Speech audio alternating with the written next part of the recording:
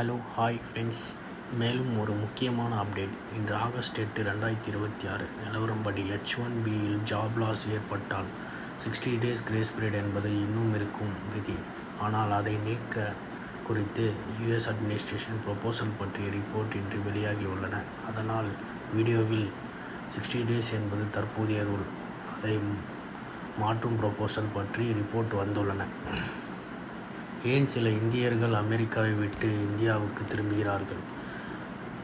ஒரு காலத்தில் அமெரிக்கா போகணும், அங்கே வேலை கிடைக்கணும், டாலரில் சேலரி வாங்கணும், க்ரீன் கார்டு வாங்கணும், ஃபேமிலி அங்கே செட்டில் பண்ணணும். இதுதான் பல இந்திய ஐடி ப்ரொஃபஷனலில் பெரிய கனவாக இருந்தது. ஆனால் இப்பொழுது ஒரு புதிய ட்ரெண்ட் பற்றி பேசப்படுகின்றது. அமெரிக்காவில் வேலை செய்த சில இந்தியர்கள் மீண்டும் இந்தியாவுக்கே திரும்புகிறார்கள். அதுவும் ஏன்? ஜாப் லாஸா, H1B விசா அன்சர்டினிட்டியா, க்ரீன் கார்டு வெயிட்டிங்கா, அதிகமான லிவிங் காஸ்ட்டா, அல்லது இந்தியாவிலேயே ஆப்பர்ச்சுனிட்டி அதிகரித்தலா? அமெரிக்கா ட்ரீம் என்றாலே பலருக்கு மிகவும் பிடிக்கும்.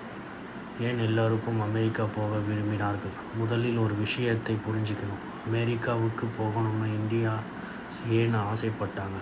ஹை சேலரி, இந்தியாவிலே விட பல டெக்னாலஜி மற்றும் ஸ்பெஷலிஸ்ட் ஜாபில் அதிக காம்பன்சேஷன் கிடைக்கும் வாய்ப்பு இருந்தது. அதோடு மைக்ரோசாஃப்ட், கூகுள், அமேசான், மெட்டா போன்ற பெரிய டெக்னாலஜி கம்பெனிஸில் வேலை செய்ய வேண்டும் என்ற கனவும் இருந்தது. Better life style, better infrastructure, international exposure, career growth, அதோடு முக்கியமான க்ரீன் கார்டு வாங்கி பர்மனெண்ட்லி செட்டில் ஆக வேண்டும் என்ற ஆசையும் இருந்தது. அதனால்தான் பல வருடங்களாக இந்தியா ஸ்டூடெண்ட்ஸ் மற்றும் ஐடி ப்ரொஃபஷனல் அமெரிக்காவை ஒரு பெரிய கெரியர் டெஸ்டினேஷனாக பார்த்தாங்க. ஆனால் ஜாப் மார்க்கெட் மாற ஆரம்பித்தது. இப்போது சுச்சுவேஷன் கொஞ்சம் மாறி இருக்கிறது. டெக்னாலஜி இண்டஸ்ட்ரியில் லே ஆஃப் ரெஸ்ட்ரிக்ஷன் மற்றும் AI ட்ரிவன் சேஞ்சஸ் காரணமாக சில ப்ரொஃபஷனல்ஸ் வேலை இழந்திருக்கின்றனர். 2026 அமெரிக்கா டெக் லே ஆஃப்ஸ் பற்றிய ரிப்போர்ட் தொடர்ந்து வந்து கொண்டிருந்தன. இதில் H1B விசாவில் இருக்கும் இந்திய ப்ரொஃபஷனல்ஸ்க்கு ஒரு கூடுதல் ப்ரெஷர் இருக்கின்றது. ஏன்னா ஜாப் போனால் அது சேலரி ப்ராப்ளம் மட்டுமில்லை, விசா ப்ராப்ளம் ஆகவும் மாறலாம். ஒரு H1B ஒர்க்கர் வேலை இழந்தால் தற்போதைய விதிகளின் கீழ் பொதுவாக மேக்ஸிமம் 60 days கிரேஸ் பீரியட் கிடைக்கும். அந்த காலத்துக்குள் புதிய எம்ப்ளாயர் அல்லது வேறு வேலிடிட்டி மைக்ரேஷன் ஆப்ஷன் கிடைக்க வேண்டும்.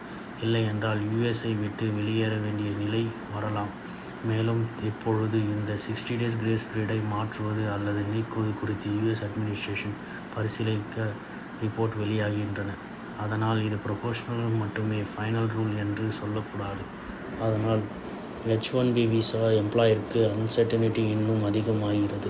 க்ரீன் கார்டு இன்னொரு பெரிய பிரச்சனை. அடுத்த பெரிய விஷயம் க்ரீன் கார்டு பேக்லாக். பல இந்தியன் ப்ரொஃபஷனல் அமெரிக்காவில் பல வருடங்கள் வேலை செய்த பிறகும் பர்மனன்ட் ரெசிடென்ஸ் கிடைக்காமல் வெயிட் பண்ணி கொண்டிருக்கின்றனர்.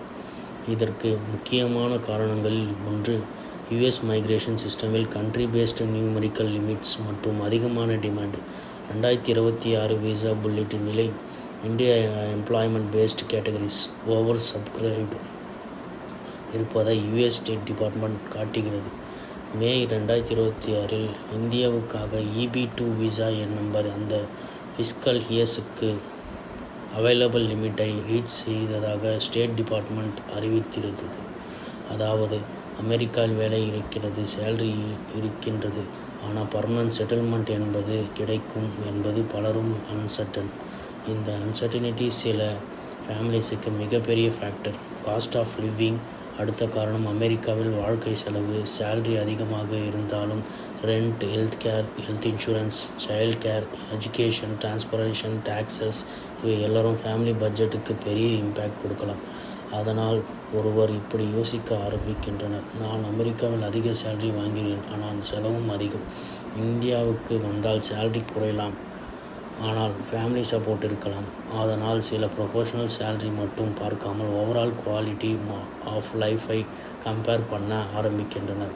ஃபேமிலி, இது ஒரு பெரிய எமோஷனல் ரீசன். இன்னொரு முக்கியமான காரணம் ஃபேமிலி. பேரண்ட்ஸ் இந்தியாவில் இருக்கின்றனர். பேரண்ட்ஸ் வயதாகும் போது அவர்களுடன் இருக்க வேண்டும். சில்ட்ரன்ஸை கிராண்ட் பேரண்ட்ஸுக்கு அருகில் வளர்க்க வேண்டும். Family events, festivals, relatives, social support இவை எல்லாம் சில பீப்புள்ஸ்க்கு மிகவும் முக்கியமாகிறது. அதனால் சிலர் கெரியர் மட்டும் வாழ்க்கை இல்லை, ஃபேமிலியும் முக்கியம் என்று முடிவு செய்கிறார்கள். அதனால் இந்தியாவுக்கு திரும்புவது கிடையாது, அது ஒரு பர்சனல் சாய்ஸ். இந்தியாவிலும் ஆப்பர்ச்சுனிட்டி வளர்ந்து வருகின்றது. இப்பொழுது இந்த ஸ்டோரியில் இன்னொரு முக்கியமான சைடு இருக்குது. அது India itself is changing. Bangalore, Hyderabad, Chennai, Pune, Mumbai, Delhi, NCR இந்த சிட்டிஸில் டெக்னாலஜி கம்பெனிஸ் மற்றும் மல்டிநேஷ்னல் கம்பெனிஸ் பெரிய ஆப்ரேஷன் வைத்திருக்கின்றன. குளோபல் கேபிலிட்டி சென்டர் அதாவது GCCS இந்தியாவில் தொடர்ந்து வளர்ந்து வருகின்றன. இதனால் அமெரிக்காவில் வேலை செய்த எக்ஸ்பீரியன்ஸ் உள்ள ப்ரொஃபஷனலுக்கு இந்தியாவிலே இன்டர்நேஷ்னல் ப்ராஜெக்ட் மற்றும் சீனியர் லெவல் ஆப்பர்ச்சுனிட்டி கிடைக்கும் வாய்ப்பு இருக்கின்றன. ஆனால் இங்கேயும் ஒரு ரியாலிட்டி இருக்குது. இந்தியாவுக்கு திரும்பினால் சேலரி ஆட்டோமேட்டிக்கலி அமெரிக்கா லெவல் விடாது. சில ரிட்டர்ன்ஸ் குறைந்த கம்பன்சேஷனை அக்செப்ட் செய்ய வேண்டியிருக்கலாம். ஜூலை 2027 இந்துஸ்தான் டைம் வெளியிட்ட ரிப்போர்ட்டிலும் US-இல் லே ஆஃபுக்கு பிறகு இந்தியாவுக்கு திரும்பிய சில H-1B ஒர்க்கர்ஸ் லோயர் சேலரி மற்றும் டச்சர் கம்பன்சேஷன்ஸ் எதிர்கொள்வதாக குறிப்பிடப்பட்டுள்ளது. அதனால் இந்தியாவுக்கு திரும்புவது ஒரு ஈஸி சொல்யூஷன் இல்லை. அதுவும் ஒரு புதிய சேலஞ்சு தான். இது ரிவர்ஸ் பிரெயின் ட்ரெயினா? இதனால் சிலர் ரிவர்ஸ் பிரெயின் ட்ரெயின் அல்லது ரிவர்ஸ் மைக்ரேஷன் என்று குறிப்பிடுகின்றனர். அதாவது முன்பு இந்தியா அமெரிக்கா, இப்பொழுது சில ப்ரொஃபஷனல்ஸ் அமெரிக்கா இந்தியா.